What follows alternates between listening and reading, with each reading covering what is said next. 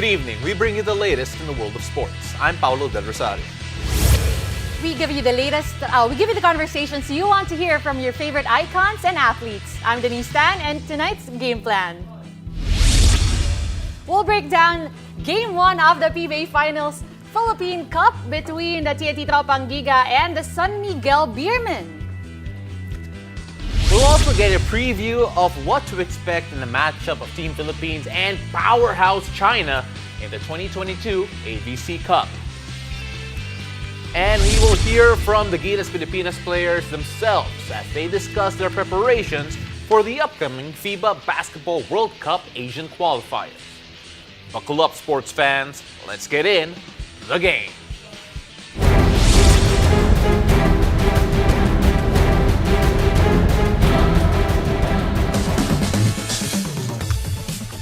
The PBA Philippine Cup Finals is officially underway and the TNT Tropang Giga secure Game 1 over the San Miguel Beermen, courtesy of a late Jayson Castro game winner, 86-84. Joining us tonight to discuss the thrilling finals opener is PBA Rush analyst, Coach Charles Chu. Charles, welcome back. Hello. Hello. Not used to being here. But I'm glad to be back. We're so happy you're here. I know you message me all the time saying that you want to come back to the studio. You picked a tough game. I know, to exactly. talk about, right? We chose the right guy for it, for sure. So, I think we have to talk about that one thing everyone's talking about, which is that game winner of Jayson Castro. Always going to be a tough call. But then, that just goes to show what a tight matchup this all was. Yeah, it was a great matchup. Both teams, I thought, showed a lot of resiliency. San Miguel was dominating the first half, and then TNT found their way back. And then the last, 2 minutes or so, they were up by 6, talking about TNT. San Miguel finds a way to tie it, and then, of course, the heroics of Jayson Castro. Just incredible. It's nice to have a guy like Castro, who even at this age has still shown how great he is. I mean, we've seen it time and time again, this conference against Magnolia, against Converge, and then now this shot against San Miguel. Now, I also want to talk about, when we're talking about TNT, especially in last season's Philippine Cup, it was Mikey Williams all the way. Pero I think Game 1 was the first time that we actually saw all three players, Mikey, Roger, and Jayson, click. Kasi usually 1 of 3 or 2 of 3 lang, hindi sila nagsasabay-sabay. That's a great point, but I think people forget just how good R.R. Pogoy is. I mean, he's one of the best two-way players in the whole PBA, especially in that shooting guard spot. I mean, he scored in every way. Yeah. You know, posting up, floaters, jump shots, I mean, falling down, getting up, shooting a 3, part of that big comeback for them. But he was great. I mean, it's impressive, and if he plays that way, then the TNT will have a chance to really win this. You know, people forget that he has the nickname of Pogdonovich for a reason. At yun nga, 4 of 6 from beyond the arc and 26 points are Pogoy. In a very quiet 26 points, it feels like. Yeah. Pero itong si Mikey Williams, he exploded in the third quarter, even after a relatively quiet first half and even a quiet fourth quarter. What do you make of what he's done? I really think that he's the key for TNT. I mean, obviously you have Jayson Castro who can close out the game for you, Pogoy, to hit all those threes. But when you stop Mikey Williams, you kind of stop the TNT offense. And you could see it. That's why they were down in the first half. And then he wakes up in the third quarter, makes some tough shots too, got some shots in transition, open threes that helped his game, his confidence also. But, you know, when he's going, they're tough to beat. So he's the focal point. And you got to give credit to the guards of San Miguel because they're also making it tough for Mikey. You think R.R. Pogoy and Mikey Williams could arguably be the best tandem in the league right now? Debatable, but yeah, they have a good case, I think. Okay. So, you listed down a couple of keys for both these teams going into, well, after the finals opener. So we're going to go through a few of them. You said that you can fast break this. He can explain very quickly. One-liners? Oo nga, mga one-liners. So, Okay. subukan nga natin. Yung unang point niya, the importance of the point guard matchups. Okay, because TNT has, pwede naman long sentence, di ba? TNT has Jayson Castro and Mikey Williams. And, you know, Ross and Enciso are great defenders, but they also need to help in the scoring because, you know, they can't just defend and be 4 and 5 without being a threat. So they have to find a way to also contribute because they're great players. Chris Ross is Finals MVP for a reason in the past, right? Run-on sentence. Run on sentence. Hindi naman ito grammar. Ito pa, Oo nga eh. yung next Oo, naman. Ay, next, Susunod. mabilis lang. The big guys of TNT always tasked to stop Junmar, but aside from that, key to winning is hitting their shots? Yes, they have to because we just went through a 7-game series against San Miguel. That's what they're giving up. They're letting the big guys shoot, and if TNT's bigs will hit it, then that's the way to beat San Miguel. Again, very simple. Less of a run-on sentence there for Coach Paikli ng Charles. paikli yan, ha? Paikli. Ito, finding ways to stop Junmar Oh, Fajardo. enough said. How? 11 out of 12 siya, hindi nag-miss di ba? For some reason, he's still finding ways to score. You gotta find a way to shut him down. Okay, I'll give you leeway here because I want to clarify on that. Kasi itong si Junmar Fajardo, in that first game, was guarded almost single coverage by Kelly Williams, times Poy Eran from time to time. We don't normally see that kasi most teams normally throw doubles at him.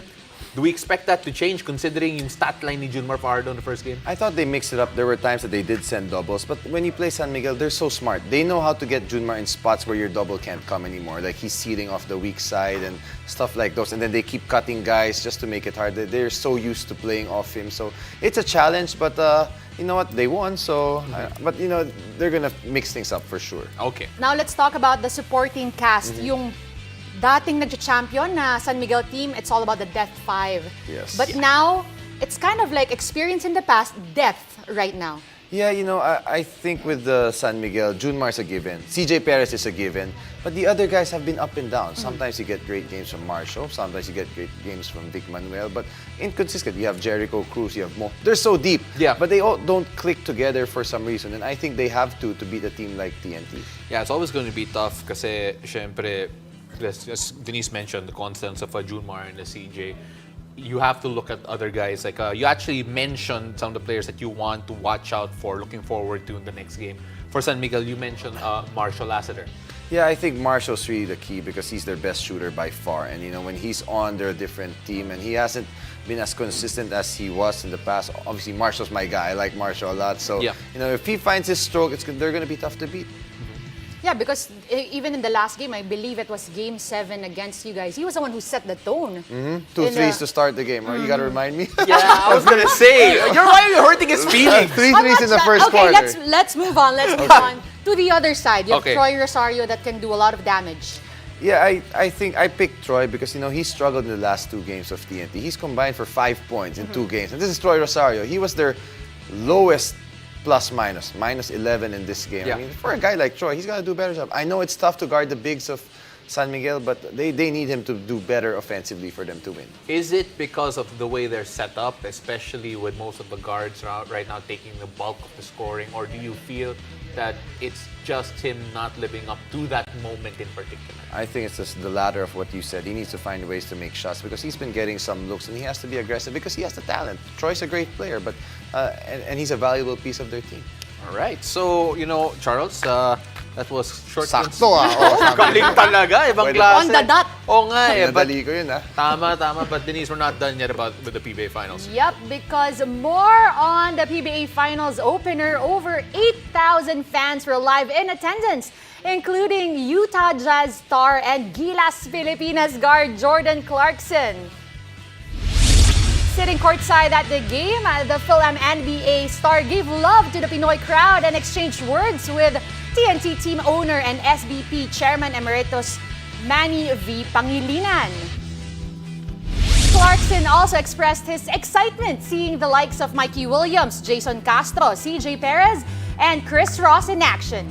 The 30-year-old Clarkson will be suiting up for the national squad in the upcoming 4th window of the FIBA World Cup Asian qualifiers. Game 2 of the PBA Finals between the TNT Tropang Giga and San Miguel Beermen happens this Wednesday, 6 p.m. at the Smart Araneta Coliseum. You know, Denise, I was super happy to see Jordan there. Charles, were you happy to see Jordan there enjoying the PBA? For sure. I'm excited to watch him play Oh yeah, absolutely. and do that game with you. Yeah, we're going to be calling that game against Lebanon very soon, and we're excited to see what happens because we were actually the team that called it last time. So let's see what happens here. So, Charles, thank you very much. Thank you, Very guys. on the dot. Pang buzzer Had to be. beater yan Had eh. to be. Yeah. After the break, we'll get an assessment of Team Philippines ahead of their face-off with China in the 2022 AVC Cup. Stay tuned. You're watching The Game.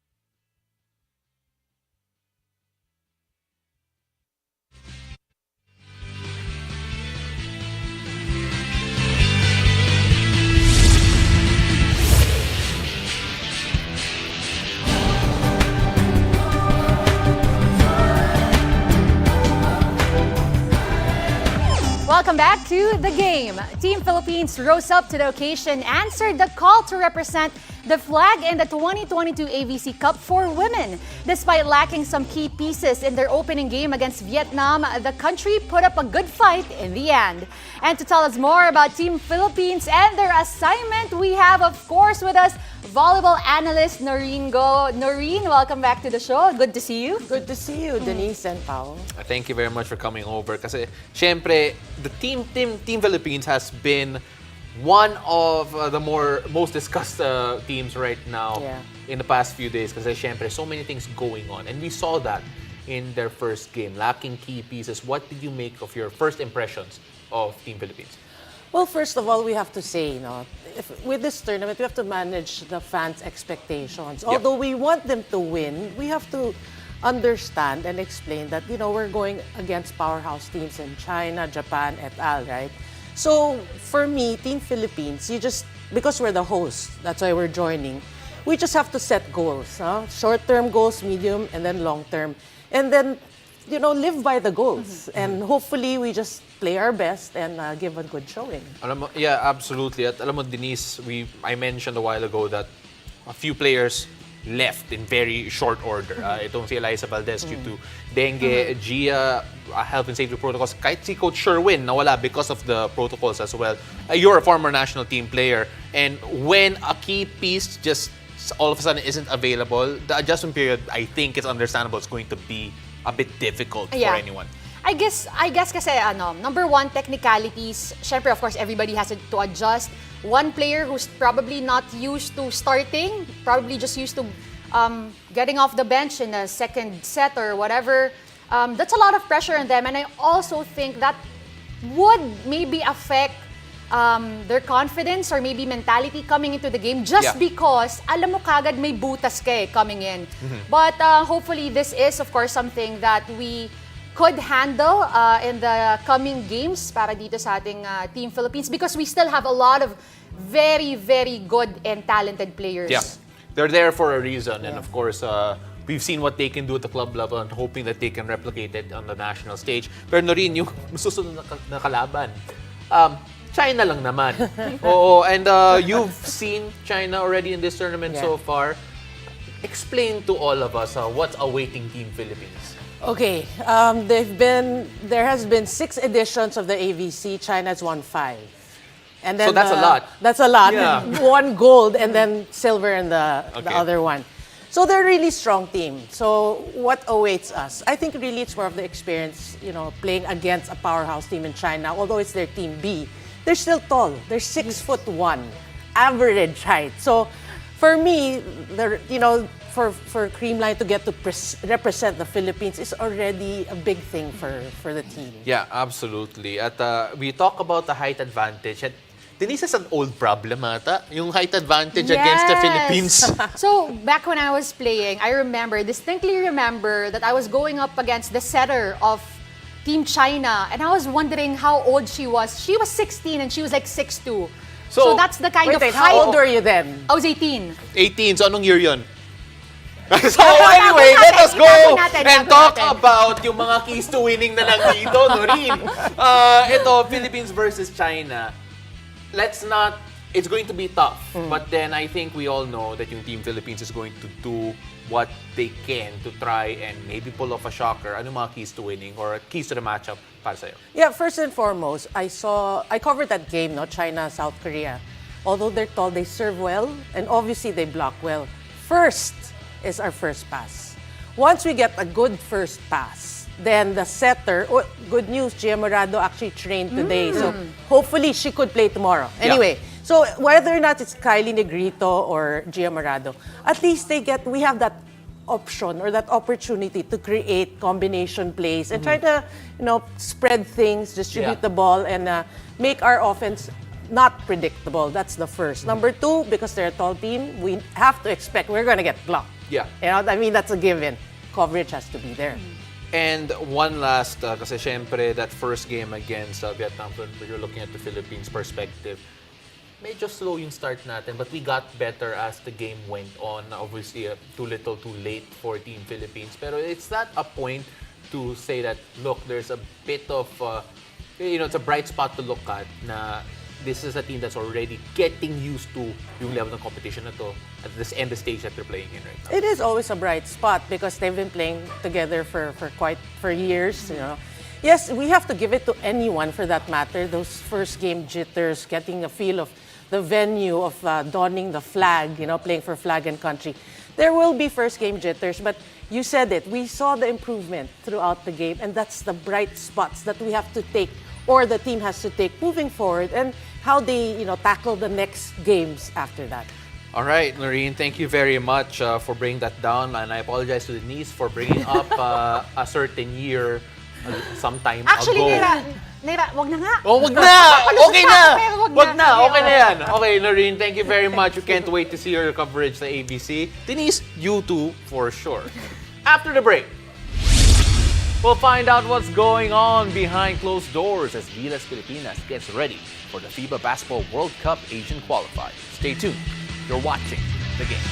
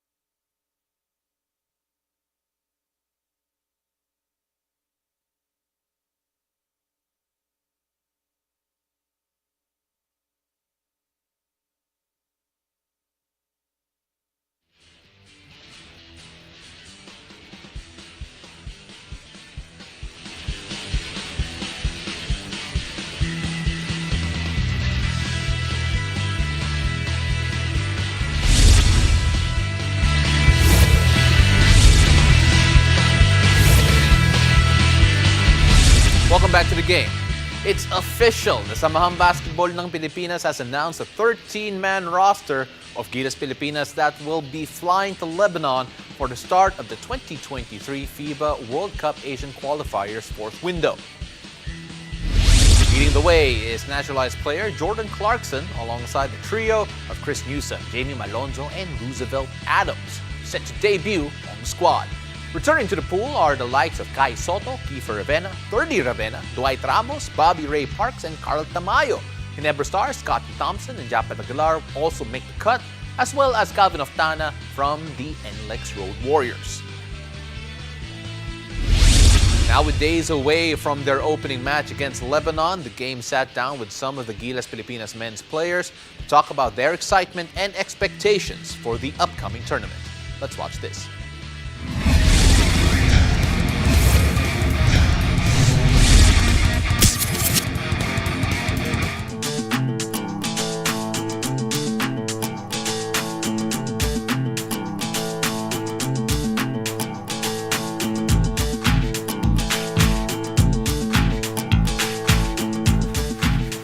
Of course, unang-una, nung narinig ko yung call-up sa akin, no, tumawag sa akin yung SBP, no, truly blessed and honored, again, na makapaglaro para sa bayan natin kasi gaya ng mga sinasabi ko, dati talagang malaking bagay sa isang player na mapaglaro international at dala-dala mo yung buong Pilipinas. So, at the same time, pressure kasi talagang buong Pilipinas nga dala-dala mo yung mga kababayan natin, talagang pinapanood ka, sinusuportahan ka. So, naka-pressure at the same time excited and truly blessed nga and honored na mga paglaro para sa bayan.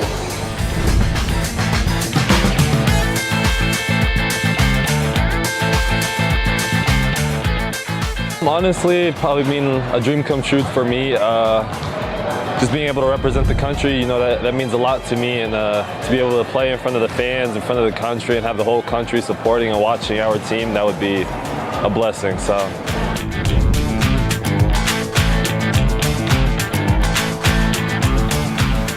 It's a blessing and an honor to be chosen. I waited for so long to be here, and now I'm here, and I'm ready to represent and show my heart and all the hard work I have put into this game.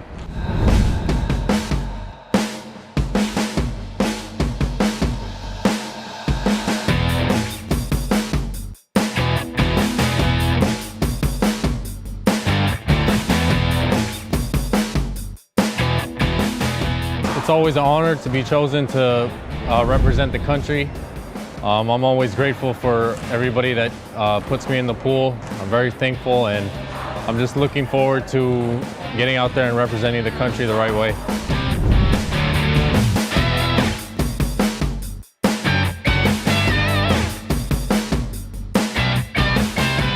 Masaya ako na nakabalik ulit dito at saka isang karangalan para makapaglaro ulit sa bayan natin.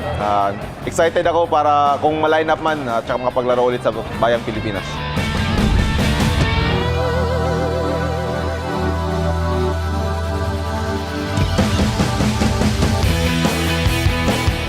Siyempre, sobrang grateful and blessed to isa ako sa napili to join the pool para this upcoming window.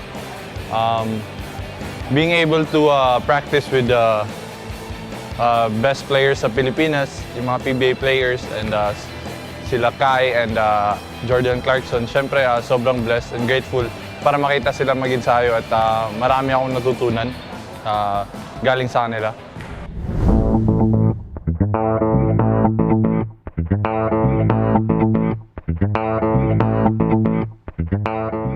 Expectation for this window, sa akin personally, no, gagawin ko lang yung best ko, makatulong ako sa Pilipinas, sa Gilas, especially dito sa practice, no, hindi naman kailangan talagang andun ka sa laro.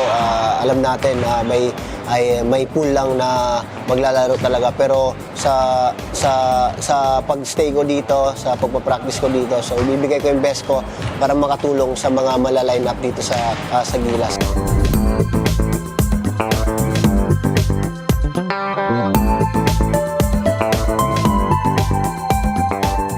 Another powerful two powerful teams want to go out there and show that we can compete, show that we can win in moments like these. So definitely preparing and getting ready for those games.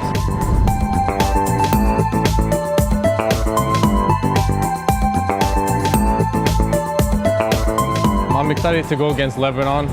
They were the silver medal in the FIBA Asia Cup. I wasn't able to play in those games, so I'm really excited to play against them. And Saudi Arabia, I played them before in Jordan before, so I know they play really tough, and I'm excited to play against them also. So just trying to put on a good show for the Philippines.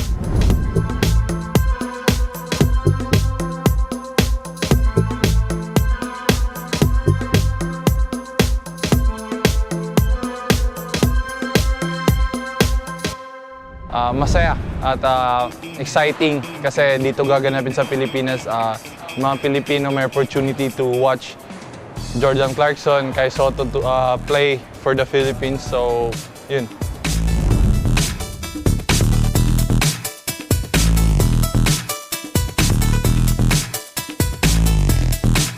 Patuloy nyo suportahan ng Gilas sa mga laban, lalong-lalo na sobrang kailangan namin na yung mga kababayan natin para full force tayo lumaban para sa Pilipinas.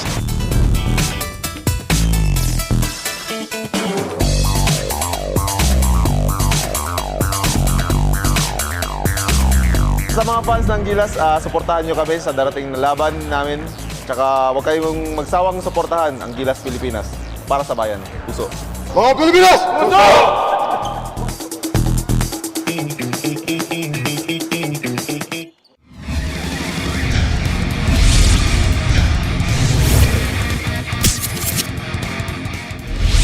And that will wrap it up for tonight's show. Thank you for joining us. I'm Denise Tan. And I'm Paulo De Rosario. This has been The Game.